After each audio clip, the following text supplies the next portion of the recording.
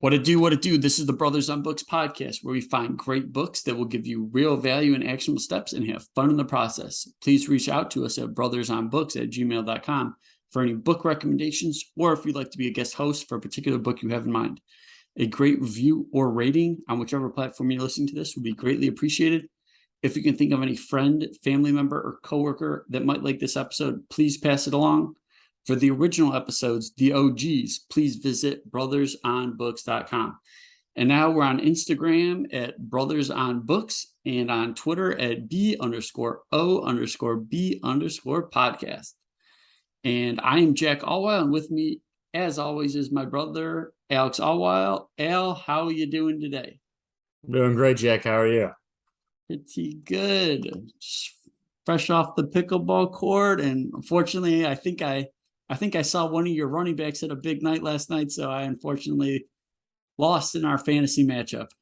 You did, in fact, lose. I actually had looked that up, and then I forgot about it. But now that you've mentioned it, I am now happy again. I would like to say that I think I'm sitting in that strong 12th place, and I believe you're in 13th. So yeah, it's been a rough year.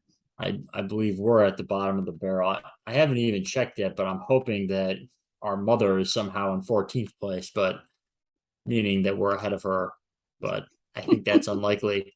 Or our father. Actually, it would probably be better if we're beating dad than mom. Yeah. It's always more fun to beat dad than mom. Agreed. Because he takes it so seriously. Yeah. It would appear that you've also shaved your head. Yeah, Al, come on, man. Jacob Lundfisker, early retirement extreme. I cut my own hair now, and sometimes when you cut your own hair, you might have a certain botched haircut, which causes you to have to buzz most of your head, which this happened to me this time, unfortunately. I mean, I know you've cut your own hair, and you've been doing that for a while, as you repeatedly asked me to allow you to cut my hair. But as they say, Jack, fool me once, shame on me. Fool me twice, fool me once, shame on you. Fool me twice, shame on me. I mean, I would trust myself much more cutting someone else's hair than my own, because it's hard when I was overconfident. That's what it comes down to. I didn't think I needed a mirror for my back, and I was just going with the flow. And my wife says, Jack, your hair looks awful. So then I just decided to buzz everything. Well, I mean, I don't know if you remember this, but you did cut my hair when I was like, I think either 8 or 9. And that did not go over well.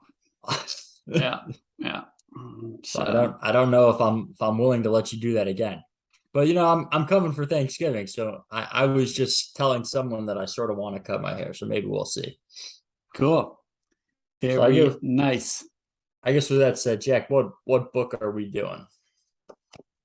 I'm very happy to announce we are reading and discussing, well, we've read and now we're discussing the Uncommunist Manifesto by Aleks Svetski and Mark Moss. And this was your pick, Al, and I applaud you for picking a book under like 400 pages. So thank you for that.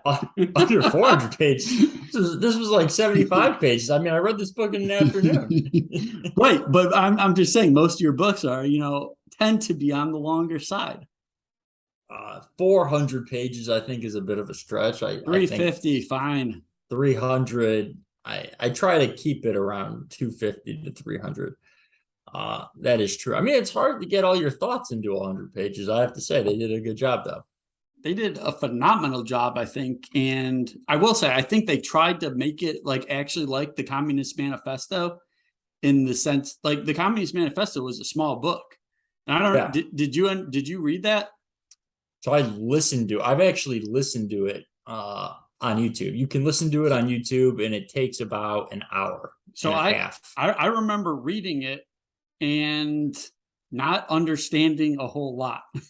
I'm like, the vocabulary they were using, I just wasn't up to snuff with what they were saying. And I was telling myself that I think they were just trying to sound smart, so I couldn't tell what the hell they were saying. And I appreciated very much that Mark and Aleks spent, I think, like 10 or 12 pages in the front just defining the terms. because I think that's part of the problem with a lot of these debates that we have. And it actually happened at this cob workshop that I was at a couple weeks ago. This guy, very, very cool guy, great intentions, but he just kept saying that capitalism was awful and blaming capitalism for everything. And when you heard his story, it didn't really sound like capitalism was his issue. It was more just like government. And actually, an older lady pointed that out to him, and it was kind of just they were like talking over each other. So I think they were coming from different definitions, and a lot of this comes down to just knowing what the words are that you're using. So it's funny you say that, because that was my exact first thought of what I enjoyed is when I picked this up and started reading. That was the first thing I really enjoyed, was that saying that they define everything, and I said, like, I really enjoy that, and I feel like I often have the same experience as you, except it's coming from socialism, in that I don't think people understand really when they say socialism what they mean. I feel like most people that promote and argue for socialism, really what they want is what, Scandinavian countries have, which is more of a expanded like welfare state, but still a very free market economy, or social democracy, as I believe it's often referred to. So I guess on that, in that same vein, I guess. So I don't even really know how I would. I didn't really know how I would. I guess if someone were to ask me how I would define capitalism, I kind of would just say like no, like hands off approach, like just not a lot of regulation. And but back to your like socialism, they define it in here: a theory of social organization which advocates that the means of production, distribution, and exchange should be owned or regulated by the community as a whole. Unfortunately, decision making does not scale. So, like other collectivist systems, falls victim to the dictates and decrees of the most politically adept representatives. So that's how they define socialism. I mean, it's just nice to have all these definitions in here. Right. I mean, I think that's honestly, yeah, if you would have asked me before this, I would have been more comfortable giving a definition of socialism or communism over capitalism, even though I promote capitalism, I guess. But yeah, socialism I would have defined as the means of productions owned by the laborers, and for communism it would have been like the means of productions owned by I guess, the government, or as they simply put, in Marx's own words, the abolition of private property. Mm-hmm. And then there's Lenin's, and sort of one of my arguments always against socialism is there's Lenin's old statement that the point of socialism is to go to communism, which I think sort of often happens. And I guess in the Communist Manifesto, they use this term like how do you even say that? Bourgeoisie and the proletariat. Yeah. Yeah. So like they constantly are using this term. I don't know if he actually defined it in the Communist Manifesto, but they basically say it's anyone with property. That's how they define it in here. So I found that helpful. Yeah. So I think those are old. I mean, you don't really hear those terms anymore, right? I think those are old English terms. It's my understanding. I mean, the proletariat is today just referred to as the working class, or like laborers, and the bourgeoisie would be like sort of the upper class. I guess you could think of them almost as the entrepreneurs, or people that, own factories or own businesses. I guess. But were there any other? There was some just trying to think if there's any great definitions we should go over before we get. I guess it's important to sort of mention, they talk about hierarchies a lot,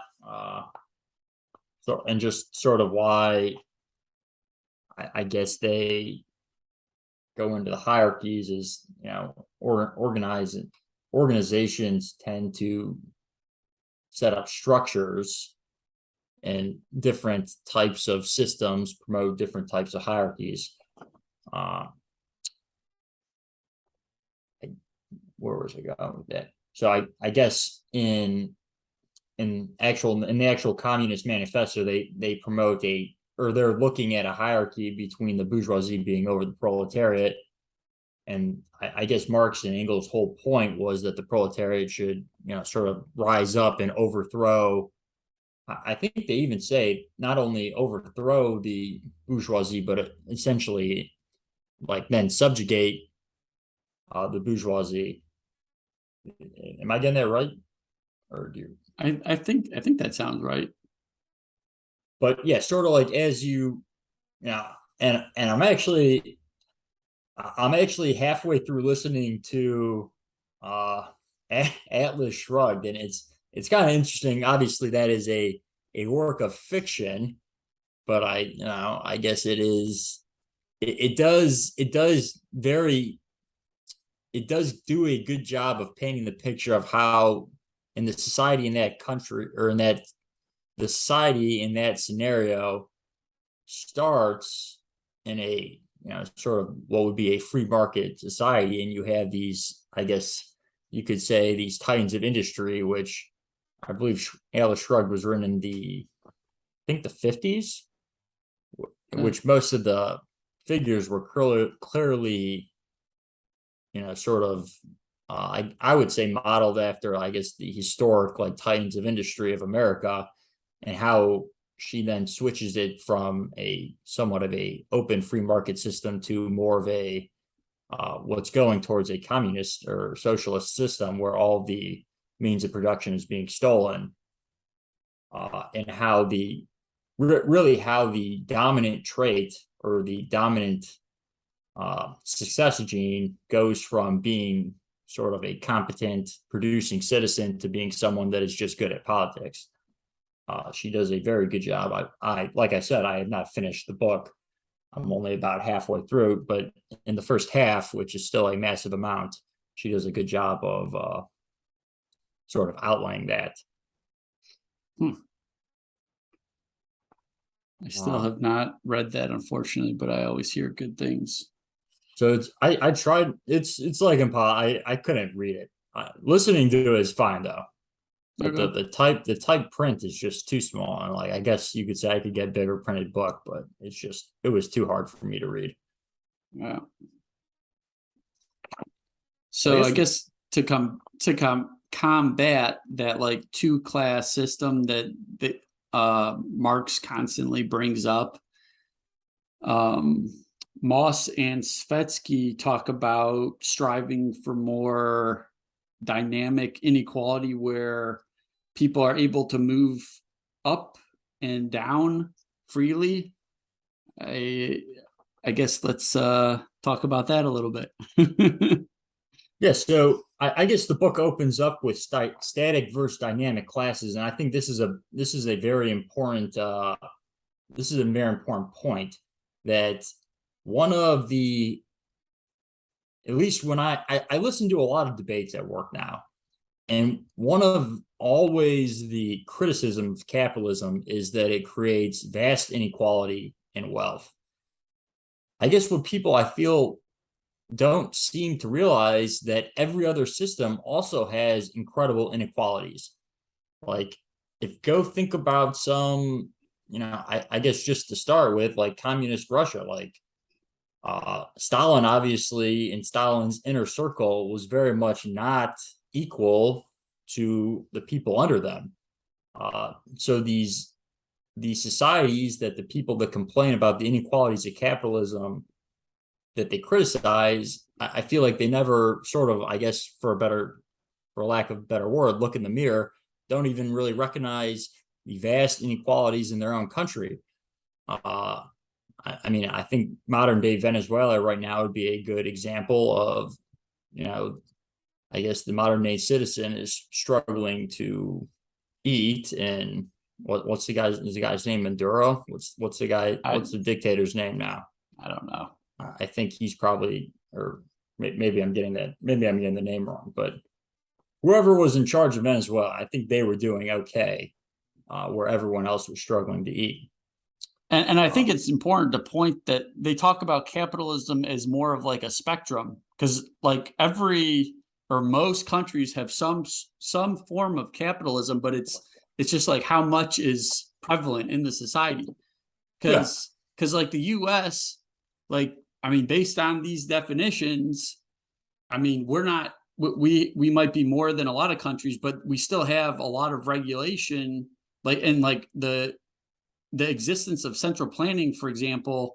They constantly talk about the Cantillon effect in the sense that the people that are closest to the money spigot or the money printer have an advantage inherently by Yeah. being that close to the money, and they get to spend it first. So while we might be more capitalistic than some countries, it's still not like the purest form of capitalism. Yeah, It's man. it's more of a spectrum.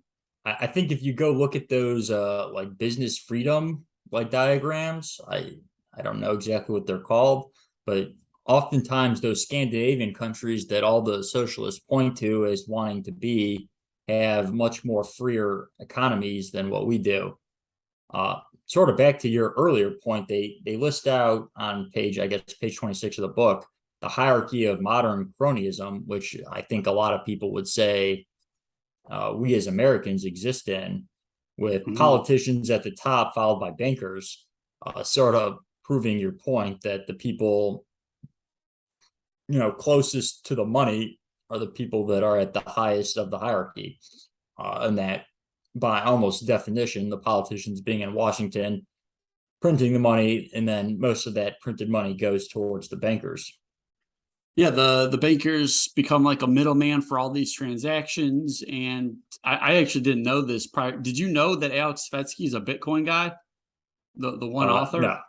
So he's very involved in Bitcoin, and that was kind of I would say a common like theme or thread throughout the book of like Bitcoin could be this equalizer that allows the poor to get rich and the rich to go down to poor, just because you cut out that middleman, you cut out the bankers, um, until they find a way to get their hands on a little piece of the pie, I guess. But he's very pro Bitcoin, so I was kind of happy to hear that. And I've not I will not hide that I am a big fan of Bitcoin, and I see a lot of value in it. And I like how they they make an emphasis here. And this is how I've started made the past couple years. I mean, I originally thought of it as like, okay, it's like a cool like digital currency, but now I very much think of it as property. It's just digital property. I don't think of it as like money or currency. I think of it as property. And I like how and they're very much about property rights, and that just protecting those property rights. And I like how they keep talking about Bitcoin as property. Yeah, I agree. So, Uh, and I mean, I don't know what page it's on, but I mean, and I don't remember who said it, but I mean, basically the short of it is like, fix the money, fix the world. Like if the money is fair for everyone, then the people that deserve the most of it will get it. well, right, And yeah, yeah, you'll create a true meritocracy, yeah, not doling out favors to your friends. And I think some of the thing, like when I listen to a lot of these debates, the people that are arguing against capitalism, their issue, sort of like what you were saying with your friend at the car workshop, their issue is not with capitalism. It's with sort of this cronyism where politicians or big business can buy politicians and get favors in return. It's not with the actual, I guess, ideas of capitalism. Like, yeah, it's like they got a bow and arrow pointed at capitalism, and they think that's where it should be pointed at, but it should be pointed somewhere else. It's just it comes back to the language. It's like the yeah, definitions of the terms. people don't know what they're saying. And I feel like the terms just get thrown around and no one ever takes the time to define them. Yeah. Uh, Right. So I guess the hierarchy that they propose in a meritocracy is one that is, uh, dynamic, where you sort of work your way up to the super wealthy, but you can also go downwards, which is how it should work. If you continually make bad decisions and you lose all your money, you should not be bailed out, Yeah, which is what our country did. I guess with that said, the first chapter opens up with static versus dynamic classes, and even with all the problems of I would say the American classes, I would still say that America has relatively dynamic economic classes. I believe in one of my favorite authors is this guy named Thomas Sowell. I think I've probably talked with you about him a couple absolutely. times. He That was he wrote. quoted in here He was. a few I times. actually he was quoted. Yeah, he was quoted on dynamic inequality. Hmm. Nobody's equal to anybody. Even the same man is not equal to himself on different days. Uh, Yeah. but I believe in his book, Basic Economics, he points out, I don't remember the exact percentages, but I think we've talked about this with Elena before, that at some point, I believe it's either 80 or 90% of Americans will be in the top 1% earners of a given year, uh, just because your income vastly fluctuates uh, throughout your life. And I've heard him say in interviews that he believes that the absolute rich, so people that are always in like the top, 10% of income, and the absolute poor. So I think, yeah, Thomas Sowell, I've heard him talk about, you know, the dynamics of the classes in America, stating that I believe it was 90% of the population at some point in their lives will be in the top 1% of earners in a given year. That's because as you age throughout life, your income potential goes up, because obviously you become better at whatever skill you've more or less dedicated your life to. And in an interview he gave, I believe, with Peter Robbins of on these YouTube, or I watch them on YouTube. It's called Uncommon Knowledge. It's a very good YouTube series, or I watch it on YouTube. I don't know if it's a YouTube series, but I've heard him state that he believes that the absolute poor and absolute rich of the country, which I believe he defined as being in like the top quarter or the bottom quarter of the population, is around 3% of the population. So his off the cuff estimation was that 3% of the population stays in the top quarter, in the bottom corner, for the entirety of their lives in America, which is very, very low, and shows that we still, as a country, have a lot of economic mobility. Uh, yeah, so Tom Sowell, I highly recommend him, and I guess that they sort of end that section with one of our other good authors, Taleb, stating true equality is equality in probability, which I kind of liked. Okay, so I actually have like an issue with this sentence. I don't know if so. Do you actually agree with that statement? True equality is equality in probability. Because like I mean, life is inherently like unfair. Like person Yeah. A and person B, like person A might be like LeBron James, like person B might be in a wheelchair. Like I guess the They're probability. equal, right? But you can't dictate how you're born.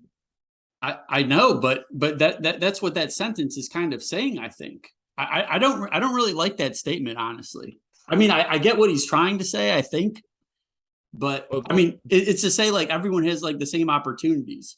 But I think is that kind of how you read that? oh, that's not really. Well, no, that's not how I sort of read that. Uh, and I don't think that's what he's saying. I think he's saying that the only way for people to be truly equal is for their probability in a given, like, to almost put things to random.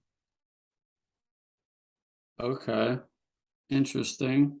Because like I don't, because this sort of goes back to my one of my other favorite Thomas Sowell quotes that they did not write. but I'm paraphrasing, but it was when people are born, they're born with different capabilities. And then if you're allowed to explore those capabilities, you are not equal. And if you are equal, you are not free. Because I agree with you. Like, we, in some regards, obviously, we are not equal to LeBron James, but I'm sure you're probably better at math than LeBron James, right? I mean, maybe. But I guess I don't know. I kind of had like I wrote in the book, "Do I agree?" question mark with that Talib quote, and like I mean, I kind of like I think I understand like the point of the statement, but I just don't know that I would have phrased it that way. I don't Yeah. know, but yeah, I'm trying to. Okay. Um, I think the only other part in section 1 that I kind of boxed was, and this was at the end of chapter 1, but Mark Moss or Svetsky were saying it reminds me of the quote by Edmond Dantes before he became the Count of Monte Cristo. When asked by his teacher, the priest, to define economics, his shorthand response was dig now, money later. Yeah. So I kind of like that. I like that. I like that as well. And then I mean, and then this is the very blunt way of saying it that was stated a little bit before, but it's a necessary rite of passage for all humans to eat shit before they eat caviar. And I think that's like so great because some people just want like, yeah, like I'm in, I should get like this nice car, this nice place to live, like blah blah blah. And like they haven't like done anything. Like you haven't like lived. I mean, I haven't lived in like awful places, but I mean, I feel like I sacrificed a little bit before. Yeah, I mean, you have to. What's Gammon always say? You have to produce before you can consume, Yeah. and your value is, your value is sort of dictated by how much you produce. And if you produce, if you continue to produce, you'll be successful. But if all you ever want to do is consume, like you're a parasite. More that I mean, that's at least, if you're going to put it bluntly, that's kind of, yeah, what I think. If you just want to consume and live off everyone else, you're a parasite. Almost by definition. They define parasite. How do they define it? Let me look that up. Here, I got you. An organism that lives and feeds on or in an organism of a different species and causes harm to its host. The parasite takes advantage of the value, energy, or output of others without making any useful return. Yeah, I think that's more or less what I just described. Yeah, yeah. Yeah, so I think that was more or less chapter 1. So chapter 2, the competent individual. Yeah. Do you have any trying to think? I mean, so I guess the main counterpoint, I guess, of this book, or how they sum up the Uncommunist Manifesto, is the preservation of private property. yep. So when I read that, I sort of thought about my own way in which I think of like what I want the government to do. And yeah, I mean, life, liberty, and the pursuit of happiness. I pretty much want them to protect my life, my liberty, and my property. And then, I mean, obviously that's somewhat dialed down, but there are a couple other things I feel like that are needed in there. But I ended up thinking back to I can't remember the name of the book. What was the Katusa book we did? Rise of America. Right. I kept thinking to his book and sort of Kiyosaki, when they were talking. I think Katusa had that AK-47 rule. Mm-hmm. Yep. Like if he sees just random people walking around with an AK-47 on a sidewalk, he doesn't want to be in that country.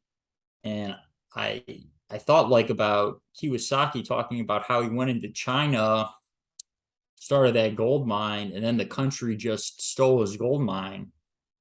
And yeah, I recently made the argument to someone that I don't believe China will eventually be the global superpower they hope to be, because I don't think people want to go into China to do business for that reason, unless they change. Uh, you know what I mean? Yeah, yeah. And because like if you don't have confidence that whatever country you're doing business in isn't just going to take your stuff, you're not going to go into that business. You're not going to go into that country. No one's going to go there. Which I think is part of the reason why so many people come here, is because they have, as bad as I feel like our government is, it's like better than everyone else still. Yeah. What had you thought of, and this is one of the key points they talk about when they're talking about preservation of private property. I mean, they kind of say, the same rules have to apply to everyone.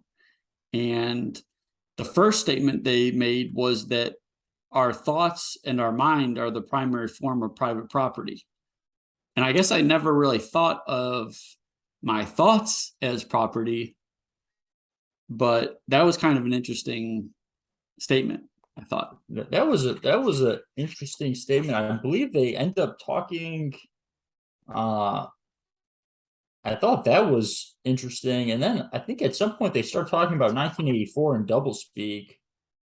I think it was later in the book, but it's very. I just sort of, yeah, your thoughts, like the thought, because that kind of brings in 1984 brings in like the thought police. If you're having, sort of, if you're having the wrong types of thoughts, like what happens to you if you have the wrong types of opinions, which I unfortunately feel like I'm seeing. I don't know if you're seeing this. I feel like I'm seeing this a lot when people tell people they have like the wrong opinions. It's like, well, okay. uh, Okay, yeah, I think, well, I don't know if you want to touch any more on that part, but I thought one of the cool parts was when they kind of started making recommendations for what like might be applicable to a place that's more capitalistic. yeah. Um, Well, I guess before we get into that, I had a couple notes jotted down yeah, let's hear on it. sort of right before that in the book, I guess it's page 45, Marx's philosophy on family, Okay. and how it's this bizarre. I don't get it. I mean, I sort of do get it, but it's this bizarre desire, I feel like, to destroy family. Uh, and then I mean this one quote they have on page 48 about Marx's assertion on women, um, which more or less said that I believe the communists have no need to introduce community of women. It has existed almost from time immemorial. Uh, like women don't, deserve rights, I guess, which you never hear the defenders of Marx bring up. Interesting. Yeah. But yeah, it's just this sort of bizarre. I don't get this bizarre desire. I mean, I feel like it's a way to just derive power, kind of, if you destroy the family unit. And I feel like I've seen it now in his writings. You see it in a lot of these dystopian books. You see it in 1984. You see it in A Brave New World, uh, where they totally destroy the family unit. I don't really. I mean, I do understand why, and I think it's somewhat.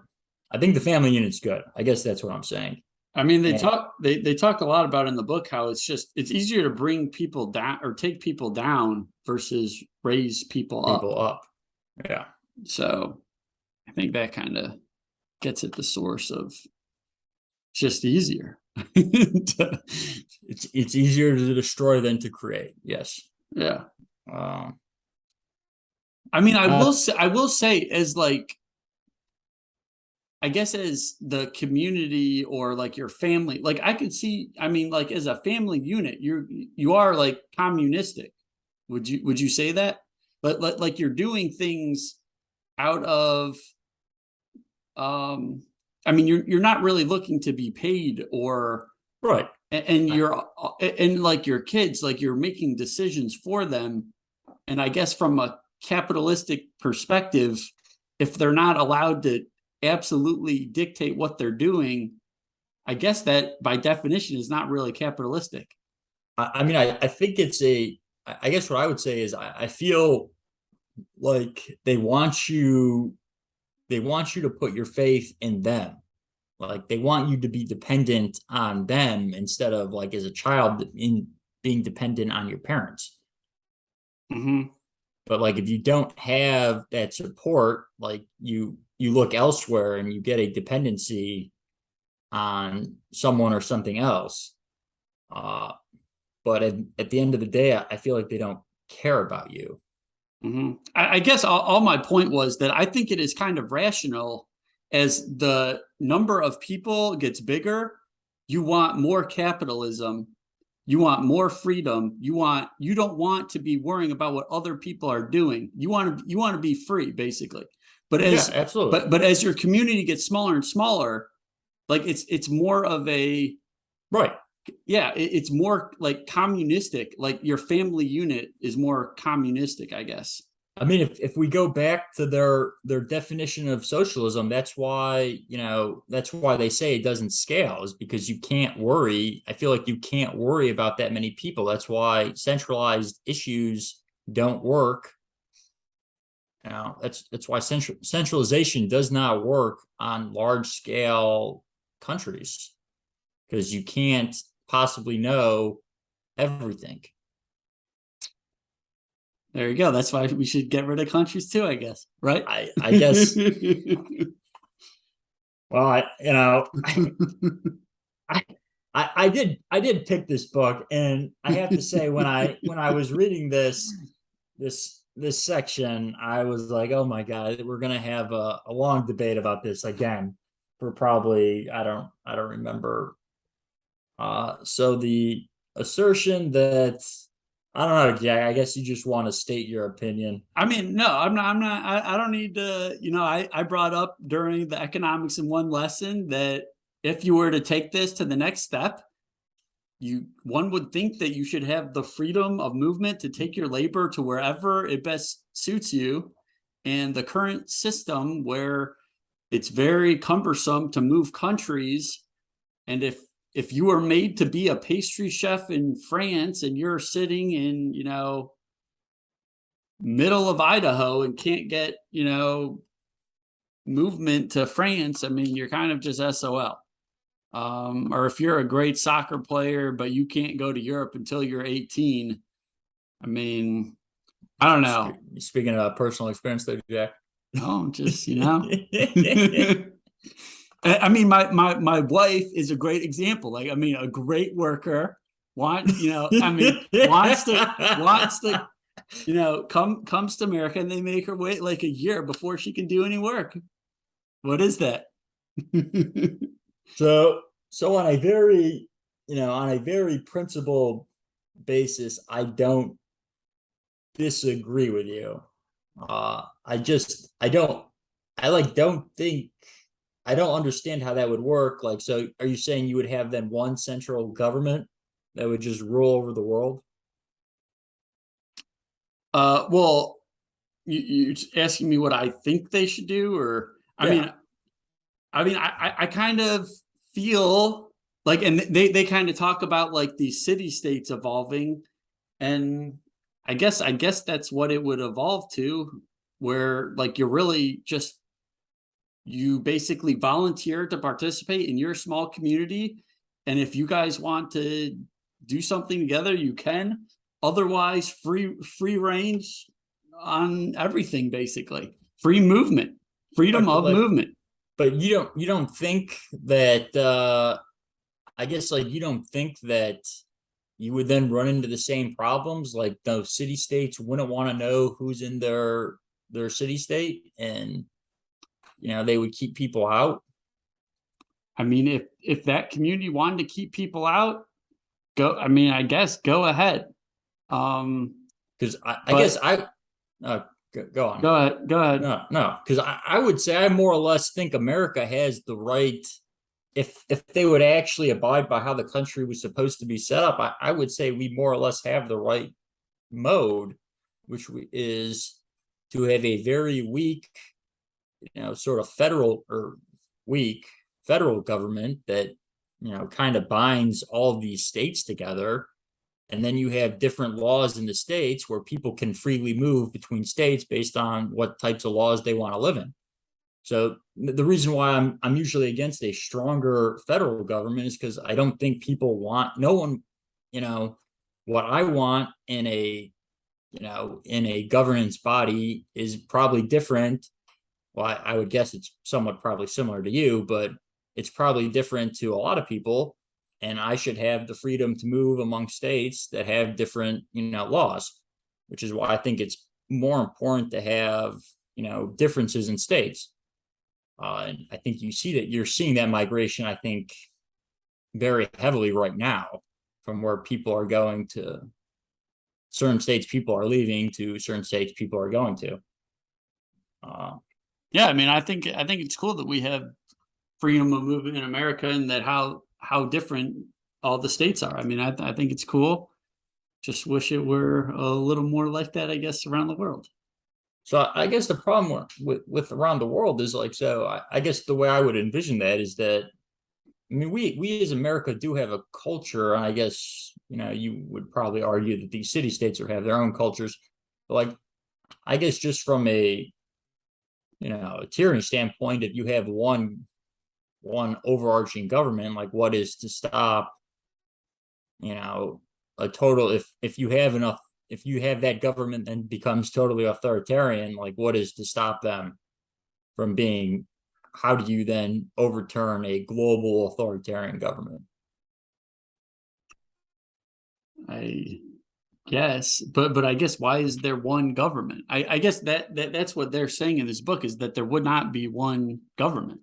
It would be tons of small communities doing what they want to do. But I'm saying, like, if you set that up, you're going to run into the same problems that you have right now, is that people are going to want to know who's coming into their community. You're essentially just setting up small countries.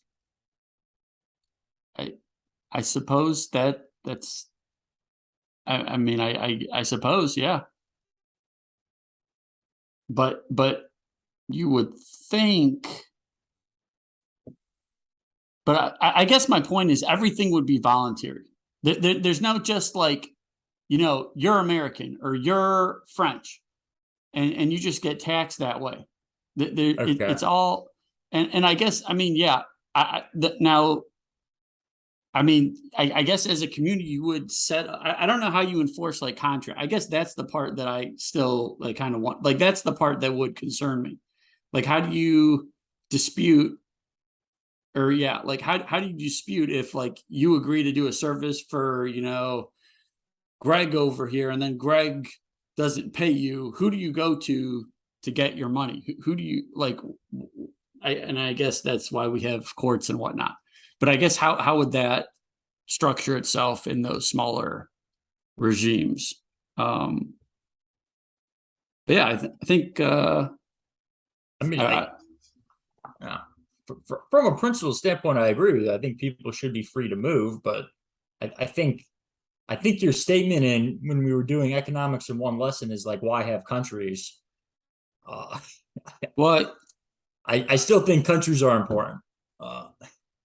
Okay.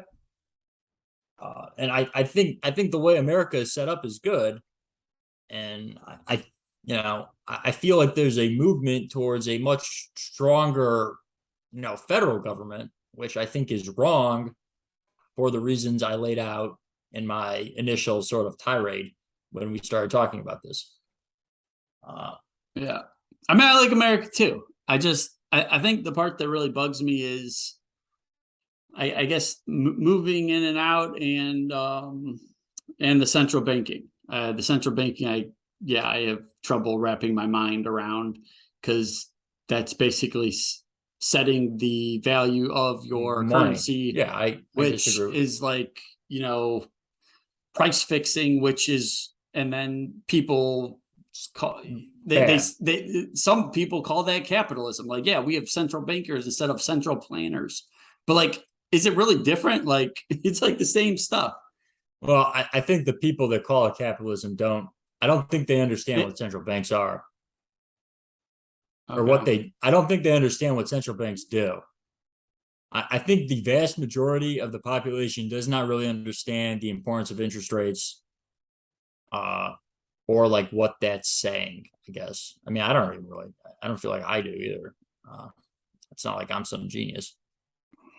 So But I don't know. Was it who gave that quote that, like, I think it was Preston Pish who said, like, no self-respecting capitalist would ever, say the government should dictate the price of a car, right?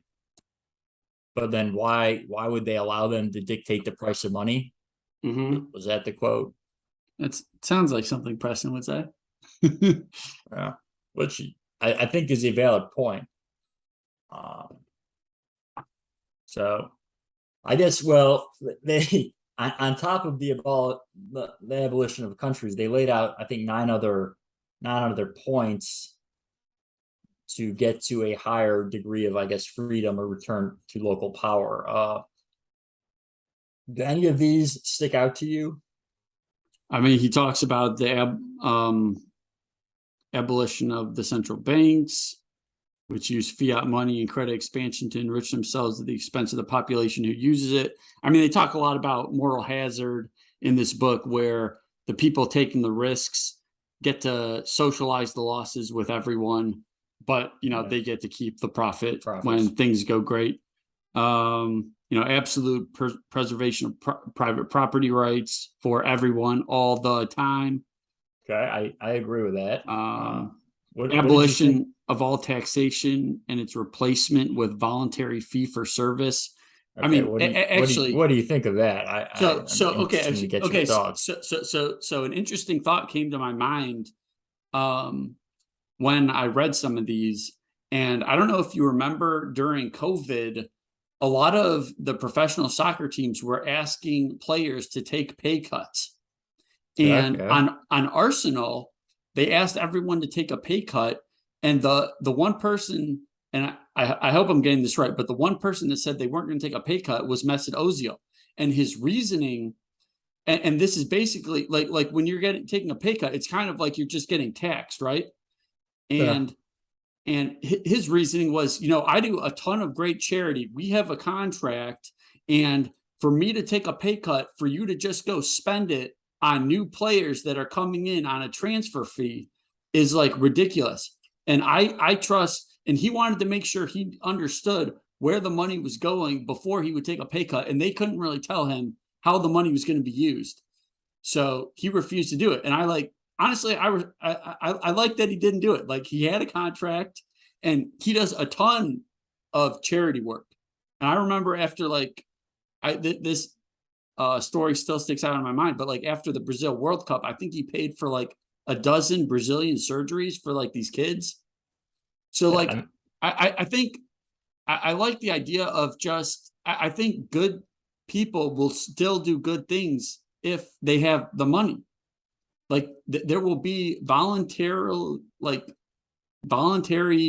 buckets of cash that go to certain activities that this is what these people want the money to go for.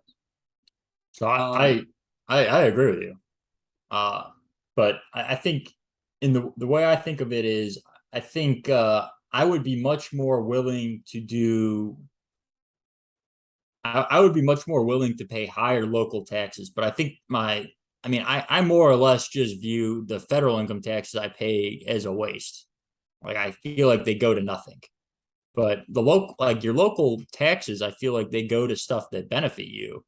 yeah, it's where you have actual skin in the game. Right? And And yeah, like I'm all our right. federal taxes are going to make. I mean, the Holocaust Museum in DC is great. The what is it, space or I mean, aerospace. yeah, I mean, those are all cool. that, That is such a small right, amount of the the federal budget. It's laughable. Like, I mean, so I guess all taxation, I don't think I'd get rid of, but like I don't think, I mean, whatever tax rate I'm paying, I think it should be substantially smaller. yeah, And I think most of it should go locally. I think most of the taxes should go locally. yeah. Uh, but yeah, I also agree with you. I feel like people like I mean, they later say that they would abolish the welfare state, which I also agree with, and replace it with voluntary charity, which sort of to your statement, I agree. And I think history has shown that people are more than willing to give back to their communities when they have the means. Or even when they don't have the means, people donate their time all the time. Mm-hmm. I mean, The one that kind of caught my attention that I wasn't sure if I was on board with was the abolition of all public schooling. schools, yeah, same. They're talking about them being replaced with private, diverse forms of education delivered by family and passionate, competent teachers, mentors, and masters. I mean, it's an interesting idea. And I think there's been a lot of studies that a lot of kids would be better off just playing until they're like 6 or 7. Like you don't need to start like learning to read really. Like there's not that big of a disadvantage. I might be getting this totally wrong, but the like kids should basically, it seems like they should play more anyway in the beginning, and then I guess they're kind of saying like if the kids want to go do like artsy stuff, if that's what they're passionate about, that's what they should be allowed to do. I mean, I still think you should be equipped with like math and reading skills. So I don't know how, I don't know if I can get on board with that. I mean, yeah, at the I don't know how I felt. I mean, the state indoctrination programs, I guess they didn't hide how they feel about the public education, which it's sort of funny. I remember when I was in I guess when we were more or less in college, I remember thinking, I don't understand why people go to private schools. Like I never understood why anyone would pay to send their kids to private high school. But I have to say, after being at a university for, more or less I mean, working at one for the last more or less 8 years of my life and being in grad school at one for the last 5 years of my life, I guess five now, last 6 years of my life, I totally understand why people would go to a private school. And I was just thinking, I think if I had a kid, I would send them to a private school now. With what I hear coming out of public schools. But yeah, so that's my thoughts on that. Okay. Yeah, the abolition of the welfare state, I would agree with. The abolition of government, actually, the abolition of government intervention into business and industry, I would totally, yeah. I feel like this is the biggest one of the biggest problems in our country, that people sort of mistake capitalism with, I guess as they defined it, as cronyism, where companies get favors either through sort of bailouts, money, or probably the less, I would say, witnessed, but regulations to keep people out of industries, to stop competition, really. But it's not the company that's stopping competition. It's really the government that's stopping the competition. Yeah, I mean, capitalism's like dog eat dog, and like I can come up with a bunch of scenarios where it's kind of sad for individuals. For example, if you were to start an insurance company and you didn't really know how to reserve properly, like, since an insurance company, all they're doing is selling you like a promise for the future, like they could just take a bunch of money in the beginning and kind of just like run away. And like yeah, their reputation would be hurt, but they have your money. Like, and the people that were paying premiums might not have any protection. So I guess I can see how some of these regulations came to be. Yeah, I mean, I'm not saying there should be no regulations. I'm not, I mean, I'm I'm not really saying you should still have them. I'm just saying like it's going to be it would be very sad for a part of the population until that gets uncovered, and then of course they yeah, would get no more business, and that's the capitalism eating them up and spitting them out. right. So that's if you listen to, I know you listen to Schiff. I don't know if you've listened to Schiff lately, but he talks a lot about that in terms of banking. I guess he talked about it in terms of insurance, but FDIC and how he rails against FDIC and how that sort of caused, all the banks to congregate into just a couple instead of having a lot of smaller banks where, in his opinion, people do research to figure out what are reputable banks that are going to actually, pay you a yield and not, make shitty investments and lose all your money. Sort of going back to your earlier point of, sort of socializing the losses and, just taking all the profits. Yeah. Yeah. So, do you have anything else on that chapter? No, don't think so. I mean, here's a good line on here's a good line on capitalism, kind of talking about the dog eat dog nature. It says raw capitalism involves correction, risk, and creative destruction. Rewards can only come at the expense of risk, and to lower this expense, risk must be removed. In other words, like not jumping off a cliff and then expecting to get bailed out. And then they go on to say, not simply repriced and borne by another without their consent. Yeah. So. Yeah, I mean, I think it really, at the end of the day, it just comes back to sort of, as you were saying, definitions. I feel like the things I hear people complain about when they complain about capitalism are usually not, I guess, capitalism. So I guess chapter 3 is mainly talking about the debauchery of capitalism, which I feel like we've spent a lot of time talking about. Yeah, and they even say in a section on cronyism, capitalism's most commonly associated modern political modality is cronyism.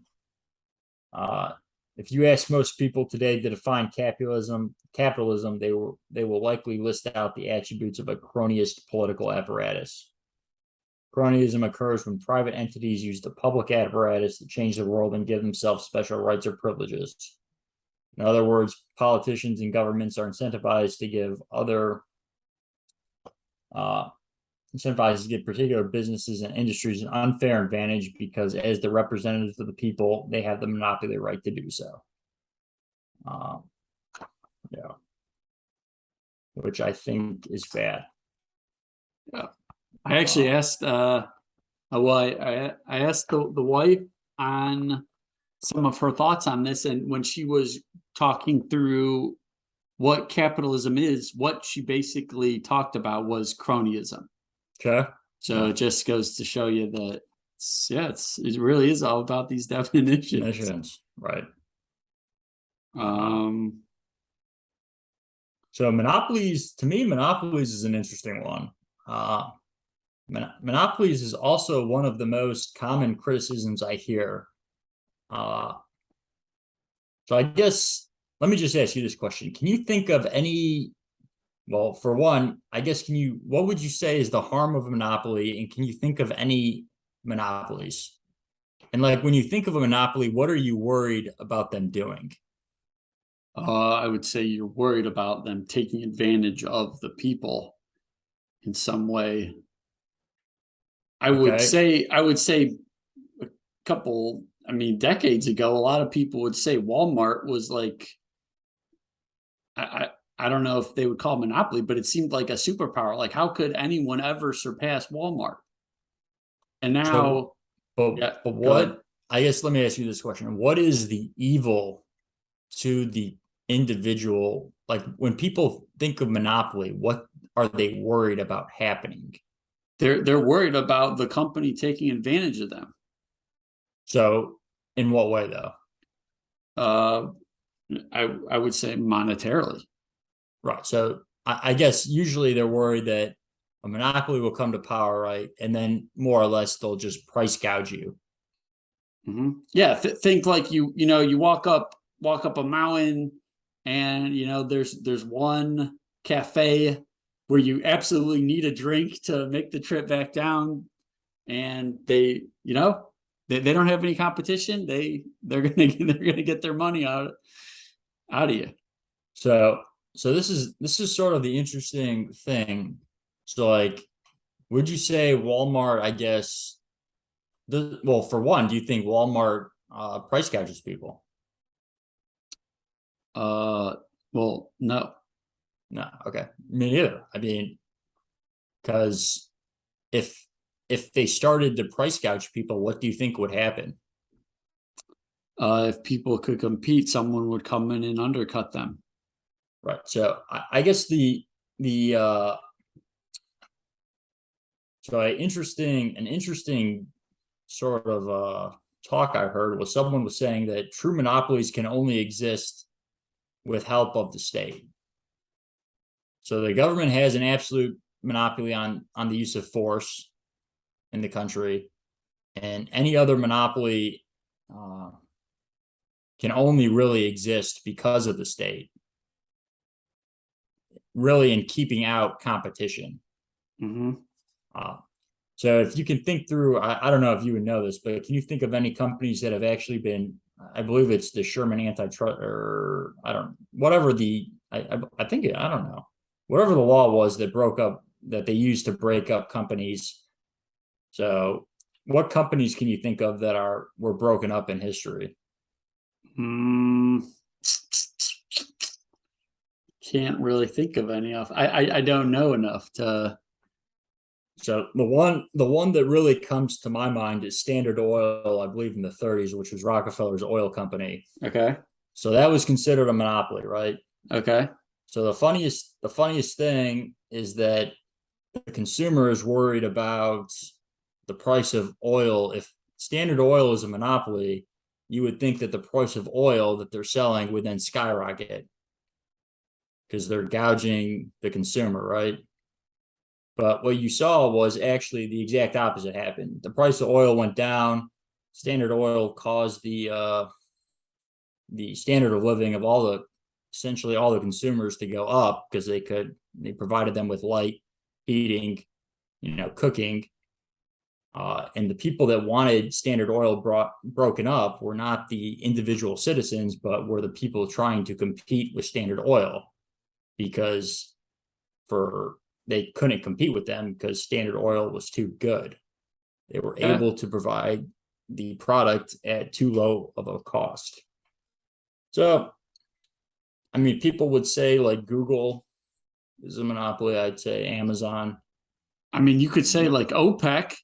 I think a lot of people would say the oil producing like union Yeah, is a monopoly. They kind of determine how many barrels of oil. how many barrels of oil. Um, so it's an interesting one. I mean, I But think it's they good have to they go have ahead. the power. Well, right, but the point is they have power of the state.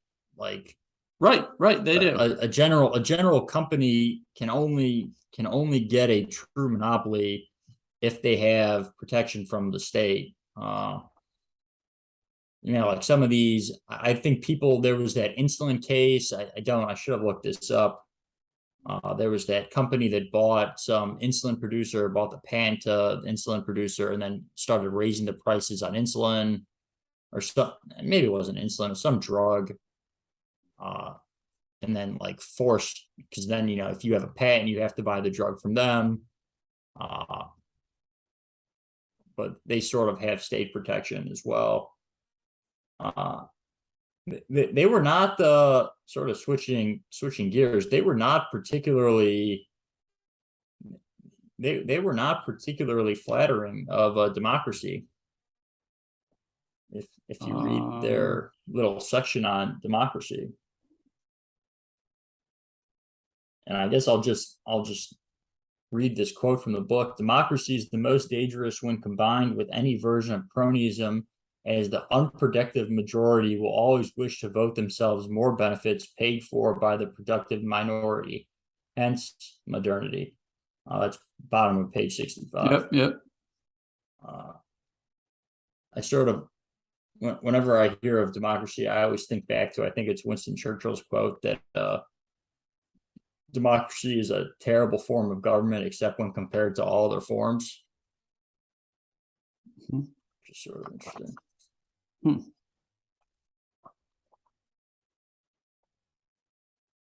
Yeah. Trying to think if there's any other good points. I mean, I like that they're basically saying capitalism is apolitical. I think a lot of people would associate capitalism with more people on the right, I guess. Right. Yeah. So that kind of gets like blurred, but capitalism really does not have a political party.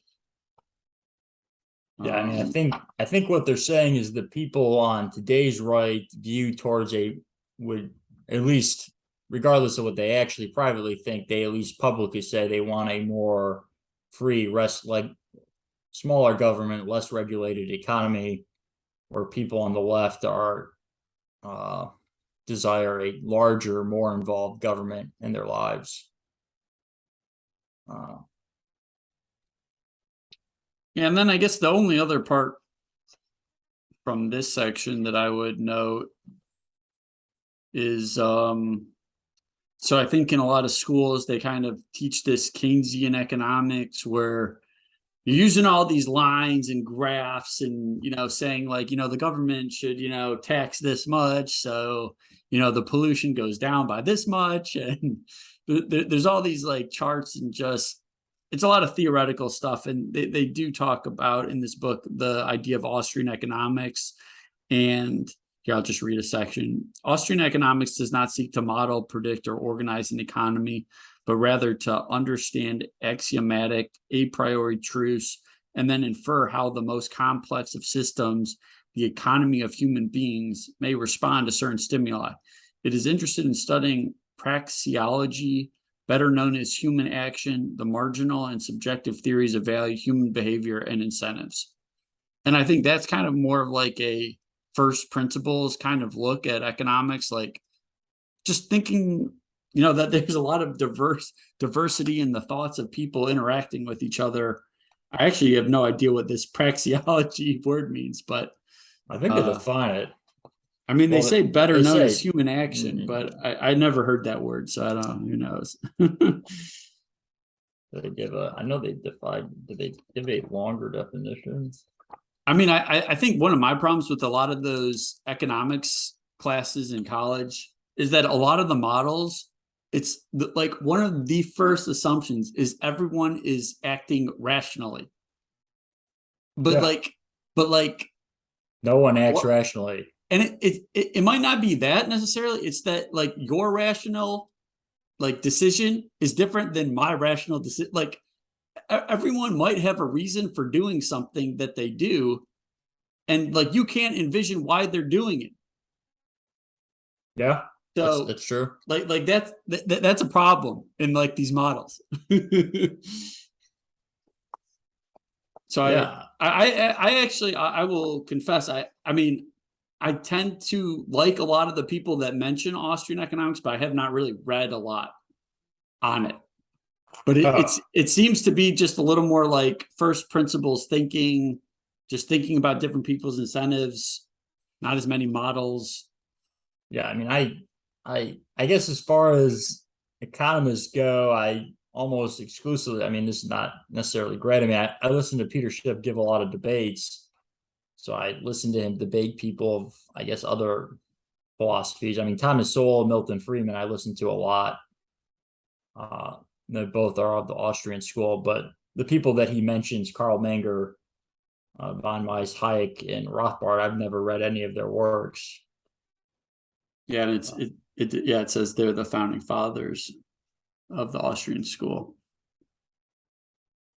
But yeah, I mean, I've read a lot of Thomas Sowell's books, and I always enjoy his books are always very good. I always really enjoy them. I mean, this statement: Austrians also believe the market should be free from government interference, and that attempted government control of a market can only lead to distortions. Markets are not a machine that can be built and managed. Instead, they are a living, organic, complex system that self-regulate if left to run on their own accord. Which I agree with that. Good line. Yeah, then I guess just sort of expanding from that, they go into free markets. If Austrian economics is the study of capitalism, a free market is its manifestation, which more or less is just saying if you just allow people to make voluntary trades, you get a market. You should not incentivize things.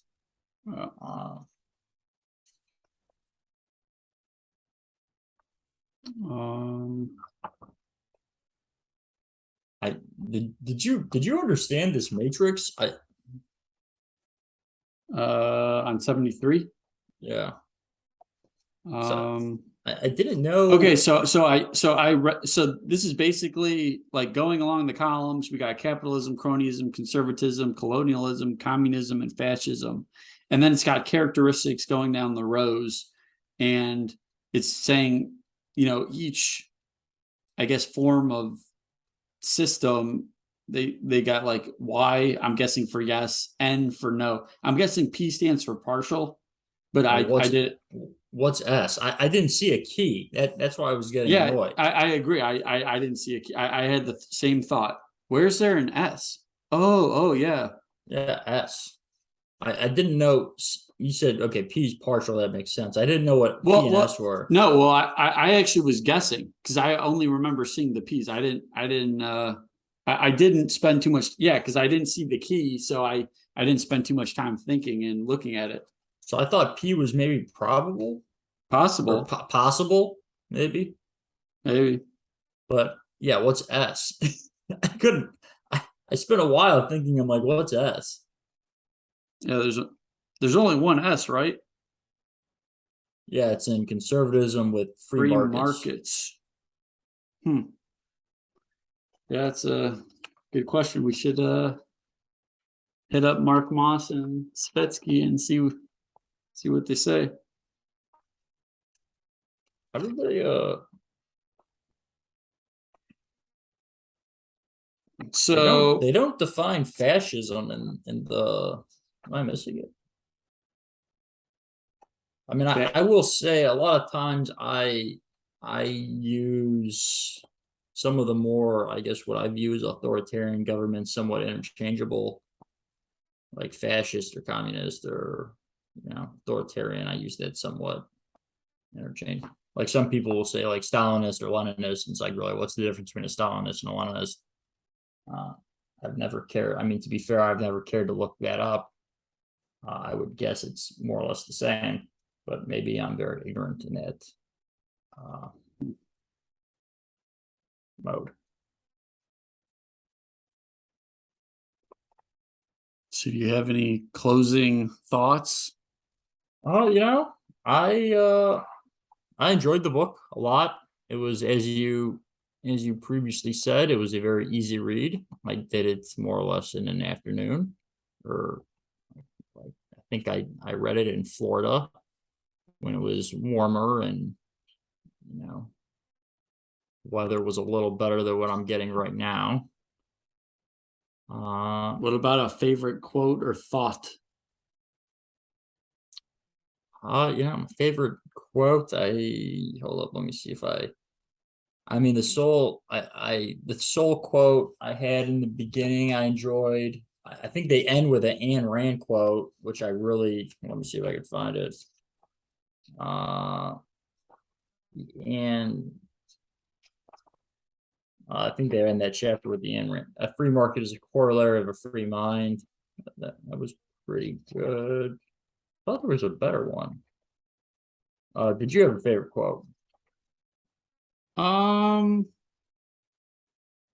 I would say fix the money, fix the world is a good takeaway, I would say. I also like when they're trying to like understand why I guess Marxism is so appealing, they kind of talk about like when you're down in the dumps, how you kind of you want someone to like come and fix it for you. And I like this chapter. It's oddly enough on the very last page, I think. And it goes, it's okay. We've all been wrong. We've all felt sorry for ourselves, and we've all at times expected someone else to fix it for us. But there also comes a time when we must all stand up for ourselves and once again claim a level of independence and responsibility that makes us free, unique, diverse, multi-dimensional individuals. And I thought that was a good quote. I guess these sentence on the very last page of the book, sovereign individuals of the world, stand up and claim your autonomy. I think that's pretty good too. Yeah. And I've listened, by the way, like if you are interested in some of the stuff Mark Moss's YouTube channel, I've found quite entertaining and quite good. He seems to be a little bit like George Gammon. He constantly says, there are no certainties, there are only probabilities. Probabilities. I mean, Gammon talks about them all the time. Gammon reviewed this book. Yes, I saw. And that was the funny thing. In the afterword, it's Robert Breedlove, who's a big Bitcoiner, George Gammon, and Spike Cohen. Yeah. So it's pretty cool. And yeah, I think my big takeaway from this is just if you use words, like just understand what they're saying. And if you're talking or debating someone, make sure you're coming from the same definitions. Like just start off like defining the terms before, like if you're going to keep using them. Like so how do you define capitalism? How do you define socialism? It's funny you say that. So I've started, I mean, I used to listen to a lot, but the past couple of days, I've been listening to a lot of these debates that are on this channel called Intelligence Squared that are very good. They're usually about hour and a half debates. So when I'm just zoned out at work, just doing my lab work, I can listen to, I can listen to a couple of them today or a couple of them in a day. And one of the debates, the first probably 10 minutes of the debate was just spent by defining definitions for that exact reason.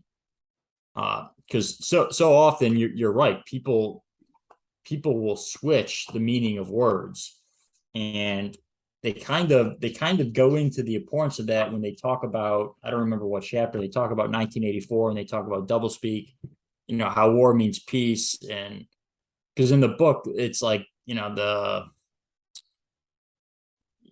it's all the divisions of the government, their meanings they mean the opposite of like what they're for. So it's like the Department of Love is for like pain, and the Department of peace is for war. The Department of productivity is for consumption. It's like all this stuff, and I feel like so many people just switch or change sort of, I think a lot of times on purpose. I think there are definitely people that debate dishonestly and will purposely change the meaning of words to try and gain political favor, I guess is what I would say. Yeah.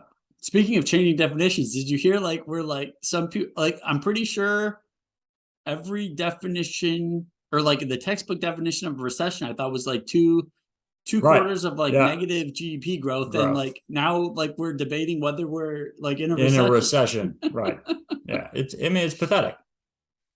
So go figure. Yeah. Okay. Well, I guess with that said, please reach out to us at brothersonbooks@gmail.com for any book recommendations, or if you would like to be a guest host for a particular book you have in mind. A great review or rating on whichever platform you're listening to would be greatly appreciated. And lastly, if you can think of any friend, family member, or coworker that might like this episode, please pass it along. I'm Aleks Svetski. With me, as always, is Jack Svetski. And Jackie, it was a pleasure. I thought it was a good book. Pleasure. Good selection, Al. Good selection this time. What does that imply that my previous selections were bad? No. I look forward to all of your picks, Al. Okay. So what are we doing next, Jack? So we had to put it off. My Midsummer's Morning, we had to delay a little bit just because Alistair Humphreys agreed to come on with us, and he's too busy going on adventures, so we had to bump his interview back. But we've recorded it. It's a great episode, and you guys are gonna love it. The next time you hear us. So look forward to that. All right. Take care. Okay, take care.